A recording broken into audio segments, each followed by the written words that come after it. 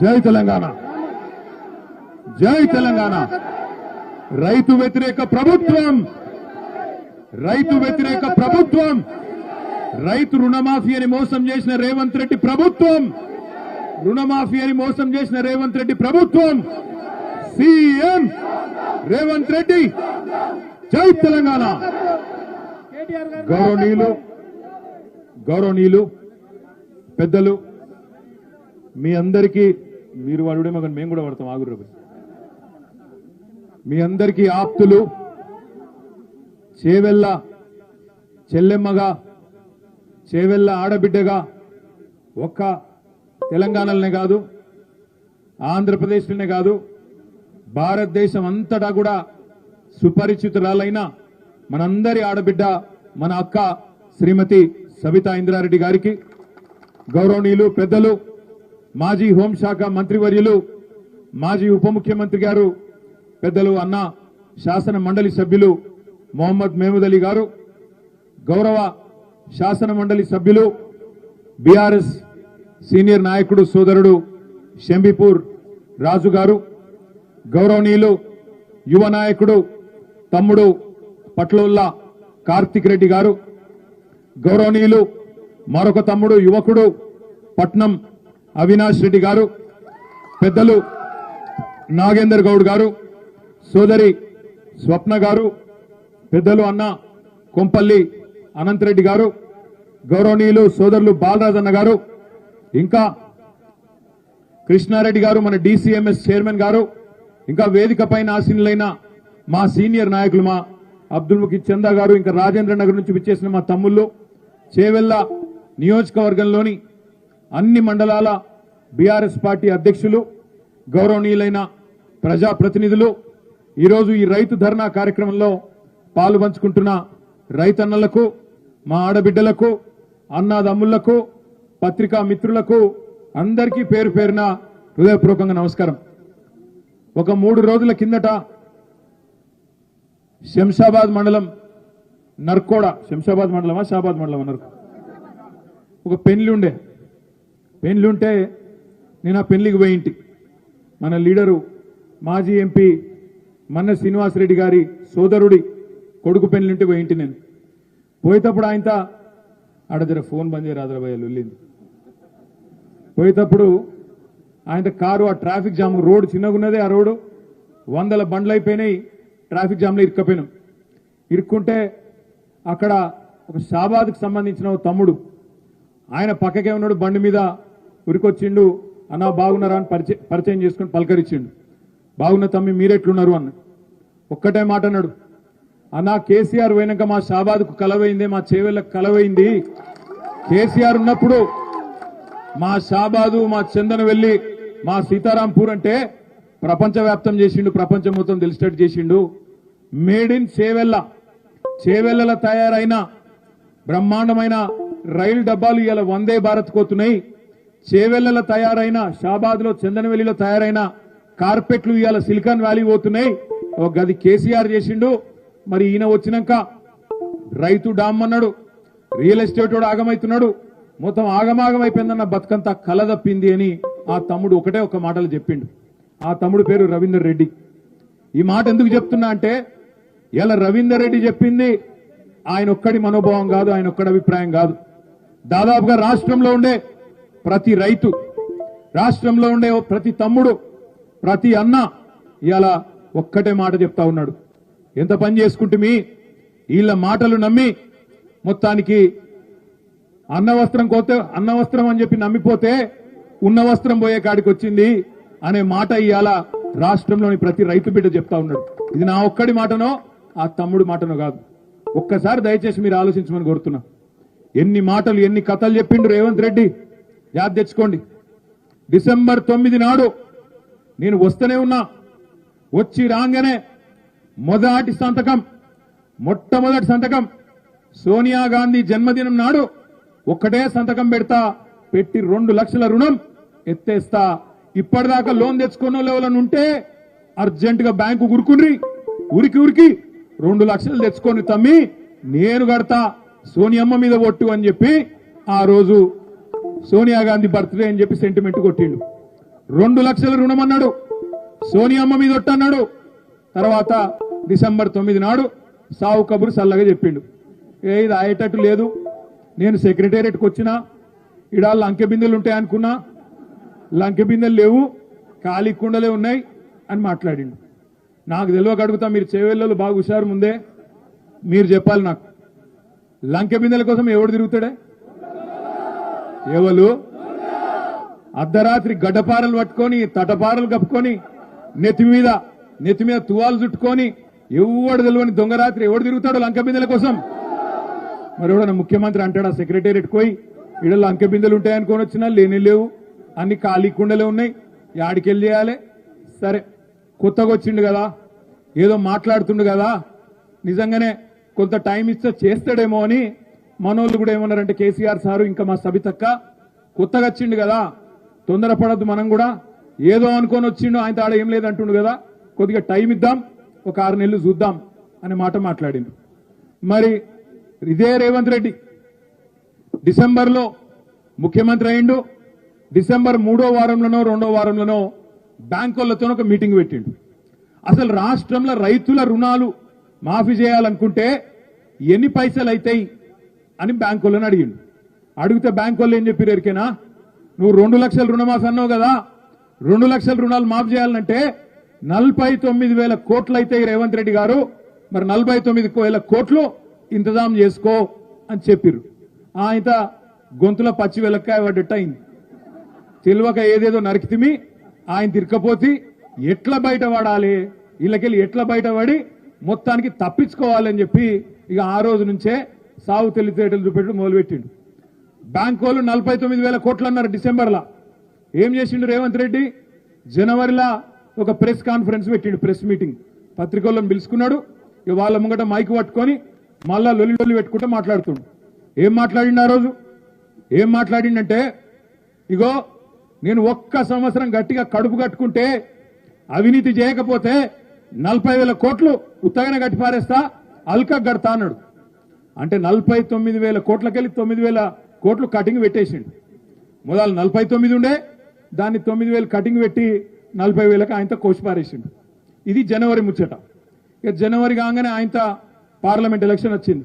ఇక పార్లమెంట్ ఎలక్షన్లో ఎవరు నమ్ముతలేరు, సోనియా గాంధీ మీద ఒట్టు పెట్టుకుంటే రుణమాఫీ అని చెప్తే చేయకపోతే జాడిచ్చి తంతరేమో, ఎట్లయితే ఏం చేయాలి ఇప్పుడు అని చెప్పి ఏ గుడికి పోతే ఏ ఊరికి పోతే ఆడ దేవుని మీద ఒట్టు పెట్టిండు. యాదగిరి గుట్టకు పోయిండు, ఇగో ఇక్కడ లక్ష్మీ నరసింహస్వామి మీద ఒట్టు 15 ఆగస్టుకు చేస్తా. వికారాబాద్ వచ్చిండు, అనంత పద్మనాభ స్వామి మీద ఒట్టు 15 ఆగస్టుకు చేస్తా. వేములవాడ వేయిండు, రాజన్న మీద ఒట్టు 15 ఆగస్టుకు చేస్తా. భద్రాచలం పోయిండు, సీతారామస్వామి మీద ఒట్టు 15 ఆగస్టుకు చేస్తా. ఆఖరికి మహబూబ్నగర్ పోయి కురుమిర్తు మీద ఒట్టు 15 ఆగస్టుకు చేస్తా అని చెప్పిండు. దేవుళ్ళ కొంప ఉంచుకున్నాడు. ఇప్పుడు అటు ఇటు పోయి 15 ఆగస్టు పోయింది, రుణమాఫీ కాలే. ఇప్పుడు దేవుళ్ళందరూ ఏడ దొరుకుతారా రేవంత్ రెడ్డి అని వాళ్ళు కూడా ఎత్తుకుతాను, ఏడున్నాడు ఈడని.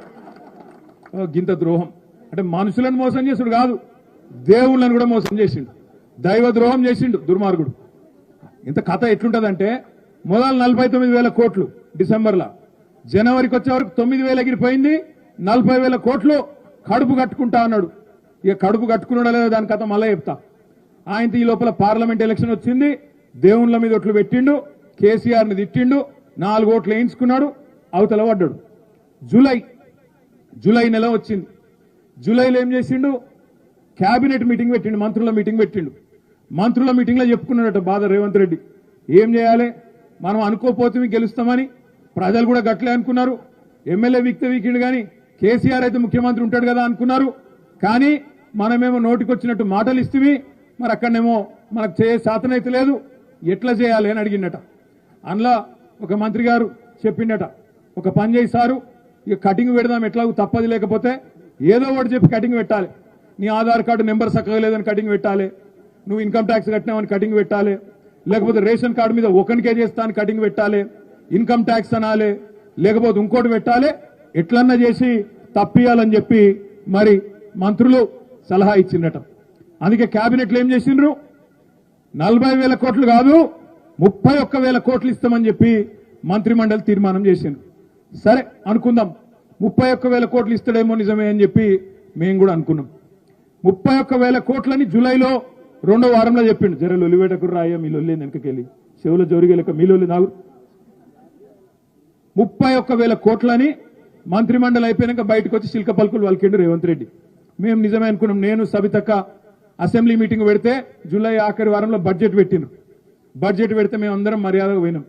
పోతే 31,000 కోట్లు మొదలు 49కి వెళ్ళి 40 చేసి 9,000 కొట్టిండు. 40కి వెళ్ళి 31,000 అని చెప్పి ఇంకో 9,000 కొట్టిండు. ఆయనతో మంత్రిమండలికి వెళ్ళి అసెంబ్లీకి వచ్చే వరకే ఇంకొక 5,000 కోట్లకు కొట్టిండు. 31,000 కోట్ల రుణమాఫీ అన్నాడు. బడ్జెట్లోనేమో 26,000 కోట్లే పెట్టిండు. మాకు అర్థం కాలే. అవును చెప్పింది 31, ఇలా పెట్టింది 26. ఇదేం లెక్కనా రేవంత్ రెడ్డి అంటే ఇక దబాయించిండు, లొల్లి పెట్టిండు. మేము గట్టిగా అడిగితే గట్టిగా మాట్లాడితే అప్పుల పాలైందన్న రాష్ట్రం యాడున్నాయి లెక్కలు చూస్తే మంచిగానే ఉంది కదా, ఏం రోగం వచ్చిందా నీకు అంటే చెప్పసాత కాలేదు. అందుకే ఏమంటాడు సబితక్క పాపం ఆయన ఒక్క మాట అనలే, గట్టిగా అనలే, ఒక్క మాట గట్టిగా అన్నది. ఏమన్నది? ఇంట్లో ఉంటే దోమలు కుడుతున్నాయి, ఇంటి బయటకు వస్తే కుక్కలు గరుస్తున్నాయి, ఏం నడుపుతున్నారని ఆయన రాష్ట్రం అని చెప్పి మాత్రం తిట్టింది. ఇంట్లుంటే దోమలు కుడుతున్నాయి, డెంగీ జ్వరాలు, చికెన్ గున్యాలు వస్తున్నాయి, ఇంటి బయటికి పోదామంటే కుక్కలు గరుస్తున్నాయి, ఏం నడుపుతున్నారని ఆయన ఒక మాట అన్నది. దాంతో పగబట్టిండు. సబితక్క ఇట్లా అంటదా? గంట మాట్లాడి మొత్తం బట్టలు ఇప్పేసింది.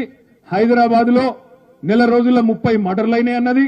అసలు నీకు నడపచాత అయితే లేదన్నది. నేను మాజీ హోంమంత్రిగా చెప్తున్నా, నీకు అసలు నడపొస్తలేదు, శాంతి భద్రతల మీద నీకు అదుపు లేదు అనే వరకు పగబట్టిండు. పగబట్టి ఇక్కడ అప్పుల పాలు కాలేదు, రాష్ట్రం మంచిగానే ఉంది, దివాలా తీసింది రాష్ట్రం కాదు నీ బుర్ర అని చెబితే కోపం వచ్చి ఆయనతో లోపలికి గయ్య ఉరుకుంటూ వచ్చిండు. వచ్చి సబితక్క ఒక్క మాట అనలే. సబితక్క సునీతక్క నా వెనకనే ఉండే, వెనకకు కోవలక్ష్మక్క ఉండే, ముగ్గురు దిక్కు చూపెట్టుకుంటా అంటాడు, ఇగో నువ్వు అక్కలను నమ్ముకుంటే మునిగిపోతావు, నీ బతుకు జూబ్లీ బస్ స్టాండ్ అవుతుంది అన్నాడు. అనగానే అక్క సరున లేచింది. ఏమన్నావు అంటే మాట్లాడాడు. ఎంత దారుణం అంటే 4.5 గంటలు ఒక ఆడబిడ్డను 4.5 గంటలు మైకి ఇయ్యండి నేను ఒక్క నిమిషం మాట్లాడతా అంటే ఒక్క నిమిషం మాట్లాడనీయలేదు. సబితక్కను ఏడిపించి ఆఖరికి ఆమె కంట నీళ్లు తెప్పించిన దుర్మార్గుడు ఈ రేవంత్ రెడ్డి అనే మాట నేను మీకు విజ్ఞప్తి చేస్తా ఉన్నా. మీరు చూసిండ్రు అక్క కూడా 24 ఏళ్ల నుంచి ఒక్కసారి కాదు, 2 సార్లు కాదు, 6-7 సార్లు ఇప్పటికి గెలిచింది అక్క. ఒక్కసారి కూడా ఓడిపోలేదు రాజకీయాల్లో అడుగుపెట్టిన తర్వాత. అట్లాంటి అక్కను సీనియర్ నాయకురాలను పట్టుకొని నోటికొచ్చినట్టు మాట్లాడుడే కాకుండా ఆ రోజు నిండు శాసనసభలో అవమానం చేసిండు. ఇవాళ నేను ఒకటే విజ్ఞప్తి చేస్తా ఉన్నా మీ అందరికీ. ఇదంతా ఎందుకు చేస్తున్నాడంటే ఒక్కటే కారణం, రుణమాఫీ మీద చెప్పే ముఖం లేదు, 6 గ్యారెంటీల గురించి మాట్లాడే దమ్ము లేదు, ప్రజలకిచ్చిన వాగ్దానాలు ఏమైనాయి రేవంత్ రెడ్డి అంటే చెప్పే సమాధానం చెప్పే సత్తా లేదు. 49,000 40,000 ఎట్లయింది, 40,000 31 ఎట్లయింది, 31 26 ఎట్లయింది, 26కి వెళ్ళి మొన్న 15 ఆగస్టు నాడు ఖమ్మం పోయిండు. అక్కడ పోయి ఏం చెప్తాడు? అయిపోయింది రుణమాఫీ, 17,900 కోట్లు వేసినా ఒడిసిపోయింది, మొత్తం 100% అయిపోయింది అన్నాడు. ఇక్కడ రైతులు బగ్గుమన్నారు. ఎక్కడైందయ్యా రుణమాఫీ?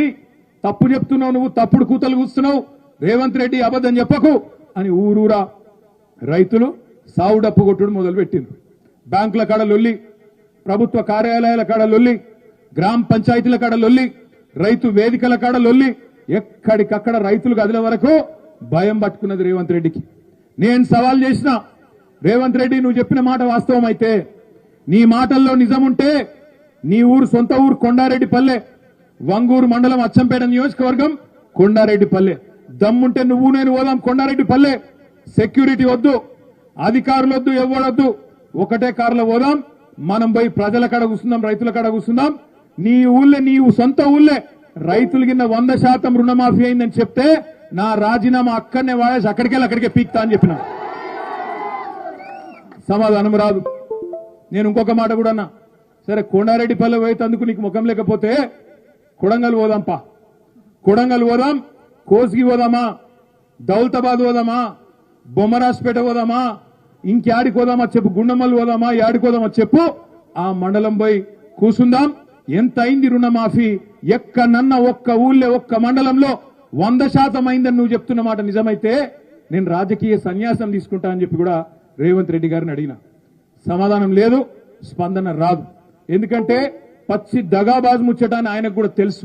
ఇక అన్నింటికన్నా హైలైట్ ఏంటంటే 49,000 కోట్లకెళ్ళి మొత్తానికి 17,700 కోట్లకు కట్ చేసుకుంటా కోసుకుంటా తీసుకొచ్చారు.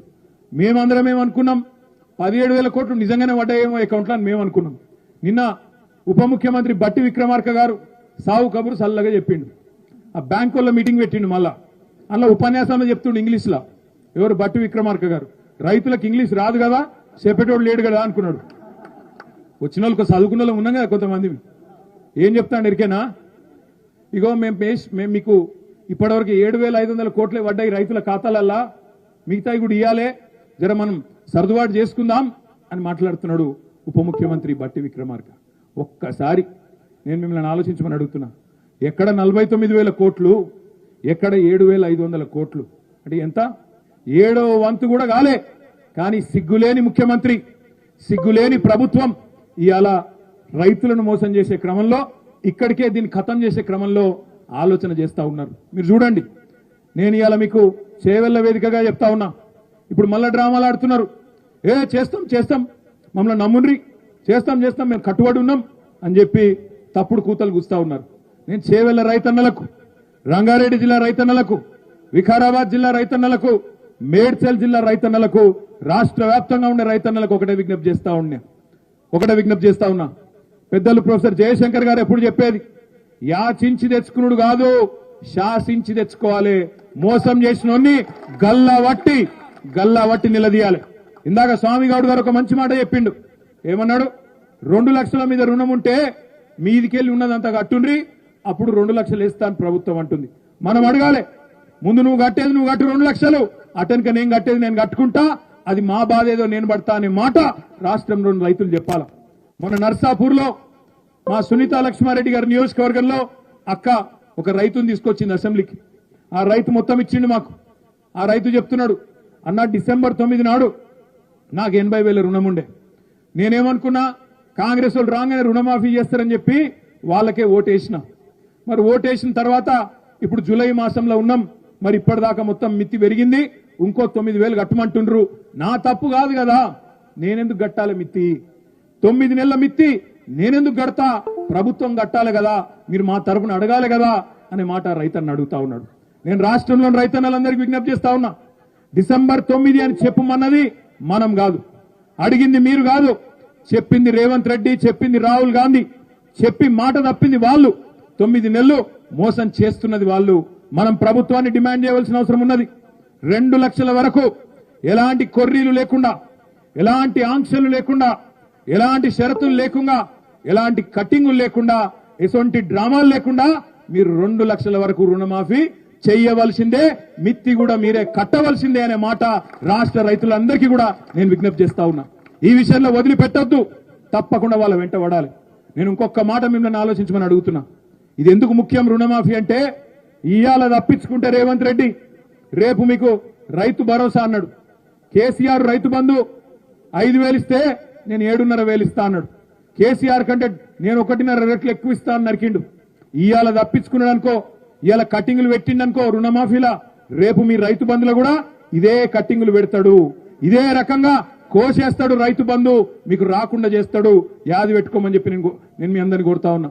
ఇవాళ మీరు ఇడిచిపెడితే, ఇవాళ మీరు అయ్యో పాపం పోనీతి అంటే రేపు రైతు బంధు కూడా పోతుంది, అందులో కూడా కోత పడుతుంది, అందులో కూడా మళ్ళీ ఇదే మోసం జరుగుతుంది. నేను ఇంకొక మాట మిమ్మల్ని ఆలోచించమని కోరుతా ఉన్నా. కేసీఆర్ ఉన్నప్పుడేమో నెంబర్లు మంచిగానే ఉండే, ఆధార్ నెంబర్లు, బ్యాంక్ అకౌంట్ల సమస్య రాలే, అప్పుడు రేషన్ కార్డు సమస్య రాలే, అప్పుడు పీఎం కిసాన్ గైడ్ లైన్స్ రాలే. 72 లక్షల మంది రైతులకు 72,000 కోట్లు మీ ఖాతాలో ఇప్పుడే అక్క చెప్పినట్టు టింగు అనుకుంటా నాట్లేసే టైంకు బ్రహ్మాండంగా మీకు రైతు బంధు ఖాతాలో పడుతుండే. మరి అప్పుడు రాని సమస్యలు ఇవాళ ఎందుకు వస్తున్నాయి? ఆ రోజు లేని ఆధార్ కార్డు సమస్య ఇవాళ ఎందుకు వస్తుంది? ఆ రోజు లేని అకౌంట్ నెంబర్ సమస్య ఇవాళ ఎందుకు వస్తున్నది? ఆ రోజు లేని రేషన్ కార్డు సమస్య ఇవాళ ఎందుకు వస్తున్నది? చెప్పమని చెప్పి మనం అడగాల. ఇవాళ అధికారులు గాని, ప్రజాప్రతినిధులు గాని, నేను చూసిన ఇవాళ ఇక్కడికి వచ్చేటప్పుడు చేవెళ్ళ ఎమ్మెల్యే గారు స్టేట్మెంట్ ఇచ్చిండు, రైతు రుణమాఫీ అయిపోతుంది, అధికారులు ఉన్నారు వాళ్ళకి చెప్పుకోవాలి. నేను అడుగుతున్నా, రైతులు ఓట్లేసింది అధికారులకు కాదు, బ్యాంక్ అధికారులకు వేయలే. రైతులు ఓట్లేసింది ఇక్కడ ఉండే వ్యవసాయ అధికారులకు వేయలే. రైతులు ఓట్లేసింది కాంగ్రెస్ పార్టీకి వేసిండ్రు. అందుకే రైతన్నలు నేను అడుగుతా ఉన్నా, చెప్పుకున్నాడు అధికారులకు కాదు, పట్టాల్సి వస్తే గల్లా కాంగ్రెస్ నాయకులది పట్టండి, పట్టి నిలదీయండి. అవసరమైతే గల్లా బట్టి అడగాలి. ఏమాయ కొడక 2 లక్షల రుణమాఫీ అన్నావు, ఎక్కడ పోయిందని అడగాల. ఇవాళ ఇద్దరు ఆడబిడ్డలు జర్నలిస్టులు ఏం తప్పు చేసిండ్రు? వాళ్ళు ఏమన్నారు? వాళ్ళు రేవంత్ రెడ్డిని ఏమన్నా బూతులు తిట్టినరా? నీ లెక్క లాగుల తొండలు ఇడిచి పెడతామన్నారా? ఏమన్నారా? నీ లెక్క అడ్డమైన భాష మాట్లాడినరా? ఏం చేసిండ్రు? పాపం ఒక అమ్మాయి విజయారెడ్డి అనే జర్నలిస్టు, ఇంకొక అమ్మాయి సరిత అనే ఆడబిడ్డ, ఇద్దరు సీదా కొండారెడ్డి పల్లెకు పోయినరు. కొండారెడ్డి పల్లెలో నిజంగా రుణమాఫీ జరిగిందా లేదా ఇది తెలుసుకుంటందుకు పోయినరు. తెలుసుకుంటందుకు పోతే అక్కడ ఉండే కొంతమంది కాంగ్రెస్ గుండాలు వాళ్ళ మీద దాడి చేసి ఆడపిల్లలను కూడా చూడకుండా వాళ్ళను బురదలను నూకేసి వాళ్ళను కొట్టి ఇక రకరకాలుగా అసభ్యంగా ప్రవర్తించి కొండారెడ్డి పల్లెలో ఇద్దరు ఆడబిడ్డలకు అవమానం చేసిండు. నేను అందుకే అడుగుతా ఉన్నా, ముఖ్యమంత్రి నీకు నిజంగా చిత్తశుద్ధి ఉంటే రేవంత్ రెడ్డి ఎందుకు భయపడుతున్నావు? విలేకరులు వాస్తవాలు బయట పెడితే ఎందుకు భయం అవుతున్నది? రుణమాఫీ చేసిన మాట వాస్తవమే అయితే, రుణమాఫీ నువ్వు 100% చేసిన ముచ్చట నిజమైతే ఎందుకు కొండారెడ్డి పల్లెలో నీ ఇంటి ముంగట, నువ్వు పుట్టిన ఇంటి ముంగట ఇద్దరు ఆడబిడ్డలను అవమానం చేసినావని చెప్పి నేను అడుగుతా ఉన్నా. నేను అందుకే సబితక్క చెప్పిన దాంతో పూర్తిగా ఏకీభవిస్తా ఉన్నా. మనందరం రేపటి నుంచి చేయవలసింది ఒకటే, ఇడిచిపెట్టొద్దు. మనం వెంట పడవలసింది వ్యవసాయ అధికారులు కాదు, రెవెన్యూ అధికారులు కాదు, బ్యాంక్ అధికారులు కాదు. వాళ్ళతో మనకు పంచాయతీ లేదు. మీ ఊళ్ళో ఉండే కాంగ్రెస్ లీడర్ ఎవడైతే ఉంటాడో వాన్ని పట్టుకోండి. ఏమాయ కొడక ఎక్కడ పోయింది నీ రుణమాఫీ అడగండి. ఇక్కడ పార్టీ మారిన ఎమ్మెల్యే ఉన్నాడు, ఆయనను అడగండి. ఏం చూసిపోయినావు, ఎందుకు పోయినావు, ఏం తీసుకొని పోయినావు, నువ్వు రుణమాఫీ చేయి, చేసినాక మాట్లాడని చెప్పి ఎమ్మెల్యేని అడగండి. ఓట్లు ఎవరికి వేసినామో గవాళ్ళని అడగాలి, గవాళ్ళని నిలదీయాలి. అంతేగాని అధికారుల చుట్టూ తిరుగుండ్రి, వీళ్ళ కాడికి ఓన్రి, వాళ్ళ కాడికి ఓన్రి, మనకేం ఖర్చు వాళ్ళ కాడికి పోయేది. మనం పోవలసింది మనం ఓట్లు వేసిన ప్రజాప్రతినిధుల కాడికి పోవాలి, నిలదీయాలి, అడగాలి, గట్టిగా చెప్పాలి. అక్కడ దబ్బన బీఆర్ఎస్ ఎమ్మెల్యే ఉన్నారనుకో, తప్పకుండా వాళ్ళకు పోయి దరఖాస్తు తీయండి. మా తరపున ప్రభుత్వానికి చెప్పండి, మా తరపున ప్రభుత్వాన్ని నిలదీయండి, మా తరపున ప్రభుత్వాన్ని మీరు గల్లాబట్టి అడగండి అని చెప్పి తప్పకుండా నిలదీయండి. నేను మీ అందరితో ప్రార్థించేది ఒకటే, ఇయాలటిది మొదటి అడుగు మాత్రమే. రుణమాఫీ జరిగేదాకా ప్రతి ఊళ్ళో చేవెళ్ళ ఒకటే కాదు, రాష్ట్ర వ్యాప్తంగా రుణమాఫీ జరిగేదాకా 2 లక్షల రూపాయలు మీరు ఏదైతే మాట ఇచ్చిండ్రో, కండిషన్లు లేకుండా, కొర్రీలు లేకుండా, కోతలు లేకుండా, కట్టింగ్లు లేకుండా రైతులందరికీ రుణమాఫీ చేసేదాకా మీ వెంట పడతాం, మిమ్మల్ని తప్పకుండా వదిలిపెట్టమనే మాట రేవంత్ రెడ్డిని కాంగ్రెస్ నాయకులందరినీ నేను హెచ్చరిస్తా ఉన్నా. మాటలు చెప్పినంత అలక కాదు ప్రభుత్వం నడుపుడు అంటే. అధికారంలో లేనప్పుడు ఏం మాట్లాడిండు రేవంత్ రెడ్డి? చెట్టుకు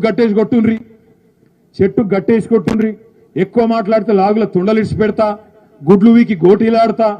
రేవంత్ రెడ్డి నేను నీకు చెప్తున్నా, నువ్వుగిన రుణమాఫీ చేయకపోతే ఖచ్చితంగా నీకు జరుగుతాయి, నువ్వు చెప్పిన కార్యక్రమాలన్నీ జరుగుతాయి.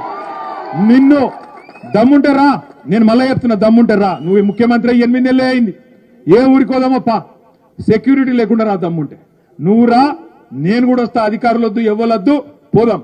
ఏ ఊళ్ళోనైనా రైతులు నువ్వు బాగా చేస్తున్నావు, బాగా నడుపుతున్నావు, అన్ని చేస్తున్నావు, టైంకు విత్తనాలు ఇస్తున్నావు, టైంకు యూరియా వస్తున్నది, మద్దతు ధర వస్తున్నది, బోనస్ వస్తున్నది, మాకు నువ్వు చెప్పిన రుణమాఫీ అయ్యింది, రైతు బంధు పడుతున్నది అని ఏ ఒక్క ఊర్లోనన్నా చెప్పరా?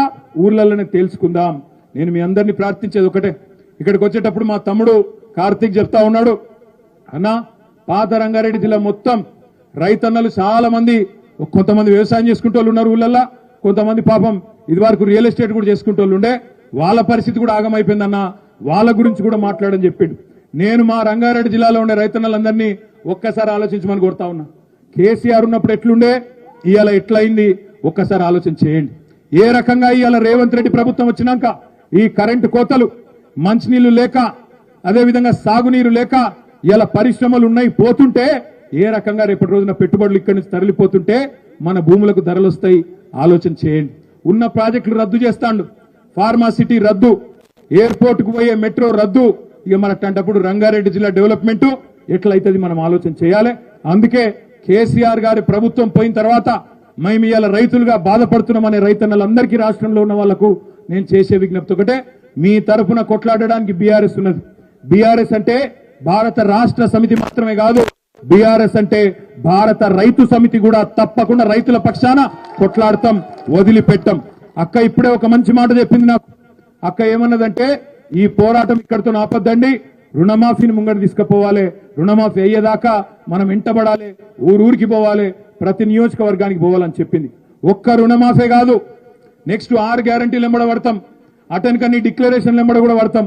చేవెళ్ళకి వచ్చి నువ్వు చెప్పినావు, ఎస్సీ డిక్లరేషన్ అన్నావు, కేసీఆర్ దళిత బంధు 10 లక్షలు ఇస్తే నేను 12 లక్షలు ఇస్తా అని నరికినావు, వదిలిపెట్టాం. బీసీ డిక్లరేషన్ కామారెడ్డికి పోయినావు, 42% రిజర్వేషన్ ఇస్తా బీసీలకు అన్నావు, అది కూడా వదిలిపెట్టాం. అదే విధంగా రైతు డిక్లరేషన్ అన్నావు, చాలా కథలు చెప్పినావు, ఏది వదిలిపెట్టాం. మహిళా డిక్లరేషన్ వదిలిపెట్టాం, విద్యార్థి డిక్లరేషన్ వదిలిపెట్టాం, యువతకి ఇచ్చిన డిక్లరేషన్ వదిలిపెట్టాం, మైనారిటీలకు ఇచ్చిన మాటను నిన్ను మాట తప్పితే ఏం చేయాలో చేస్తాం. ఇది కేవలం ఆరంభం మాత్రమే, మొదటి అడుగు మాత్రమే. భవిష్యత్తులో మరింత ఉధృతంగా పనిచేద్దాం. మీ అందరితో నేను కోరేది ఒకటే, మీరు దయచేసి మనం ఎవరిని కొట్టేది లేదు, రేవంత్ రెడ్డి లెక్క బూతులు మాట్లాడేది లేదు, చెడ్డ మాటలు మాట్లాడే అవసరం అసలుకే లేదు. ప్రజాస్వామ్యబద్ధంగా చాలా పద్ధతిగా ఏ ఊరికి ఆ ఊరు ఒక్కటైదాం. కాంగ్రెస్ వాళ్ళ మోసాన్ని, వాళ్ళు ఇచ్చిన 420 హామీలను ప్రజల ముంగట పెడదాం. ఇలా ఏమైంది, ఏం కాలేదు ఆలోచించమని కోరుదాం. చెడ్డ మాటలు మాట్లాడే అవసరమే లేదు, రేవంత్ రెడ్డి లెక్క బజారు భాష మాట్లాడే అవసరం అంతకంటే లేదు. కేవలం ఆ ఊళ్ళో ఉండే కాంగ్రెస్ వాళ్ళను ప్రజల ముంగట నిలబెట్టి గిన్ని మాటలు చెప్పారు. మీరు కేసీఆర్ 2000 పెన్షన్ ఇస్తే మీరు 4000 అన్నారు, ఏమాయ 4000 పెన్షన్. కేసీఆర్ 1,00,000 రూపాయలు ఇస్తే పెళ్లికి తులం బంగారం అన్నారు, ఏమాయ తులం బంగారం. ఈ మాటలు అడిగి కాంగ్రెస్ వాళ్ళని వాళ్ళ ముంగట ఎండగడితే చాలు. కానీ అన్నిటికన్నా ముఖ్యంగా రాష్ట్రంలో ఉండే 70 లక్షల మంది రైతుల తరఫున ముమ్మాటికి బీఆర్ఎస్ పార్టీ మీకు రుణమాఫీ జరిగేదాకా, ఈ ప్రభుత్వం మెడలు వంచేదాకా ఈ ప్రభుత్వాన్ని వెంటాడుతూనే ఉంటది. మీ ఆశీర్వాదంతో, మీ దయతో, మీ యొక్క ప్రోత్సాహంతో, మీ ప్రేమతో ముందుకు పోతామని చెప్పి కూడా తెలియజేస్తూ, ఈ ముఖ్యమంత్రి, ఈ ప్రభుత్వం ఖచ్చితంగా వాళ్ళు ఇచ్చిన మాట ప్రకారం 2 లక్షల రుణమాఫీ చేయాలని చెప్పి మళ్ళొక్కసారి చేవెళ్ల వేదికగా విజ్ఞప్తి చేస్తూ, రైతు వ్యతిరేక ప్రభుత్వం గట్టిగా అన్ని పిడికిలు లేవాల. రైతు వ్యతిరేక ప్రభుత్వం, సీఎం కాంగ్రెస్ రైతు వ్యతిరేక ప్రభుత్వం 2 లక్షల రుణమాఫీ వెంటనే పూర్తి చేయాలి. 2 లక్షల రుణమాఫీ వెంటనే, 2 లక్షల రుణమాఫీ వెంటనే. జై తెలంగాణ. Thank you. జై తెలంగాణ.